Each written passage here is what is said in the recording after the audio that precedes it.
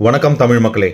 தாவேகா கட்சித் தலைவர் திரு விஜய் அவர்களோட தேர்தல் பிரச்சார கூட்டத்துக்கு சரியான போலீஸ் பாதுகாப்பு வழங்கப்படலை அப்படின்னும் போக்குவரத்தை சரி செய்யலை அப்படின்னும் அவங்க தேர்தல் ஆணையத்துக்கிட்ட புகார் அளிச்சிருக்கிறாங்க. கரூர்ல நடந்த சம்பவம் மாதிரி இன்னொரு சம்பவம் நடந்துடக்கூடாது அப்படிங்கிறதுக்காக சில கூட்டங்களை ரத்து செஞ்சிட்டாங்க அப்படின்னு அவங்க சைடில் தகவல் கொடுத்துருக்குறாங்க.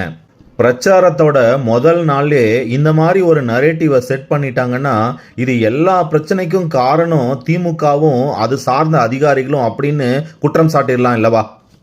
எப்படியும் தமிழ்நாடு பூரா தேர்தல் பிரச்சாரம் செய்யறதுக்கு போக போறதில்ல அப்படிங்கிறது முடிவாயிடுச்சு. அதுக்கப்புறம் இதெல்லாம் நரேட்டிவ் செட்டிங் மட்டும்தான். தாவேகா கட்சி சார்பா கூட்டத்தையும் மக்களையும் பாதுகாக்கிறதுக்காக மக்கள் பாதுகாப்பு படை அப்படின்னு ஒன்று ஆரம்பிச்சிங்களே, அந்த பாதுகாப்பு படை என்ன பண்ணிட்டு இருக்கிறாங்க?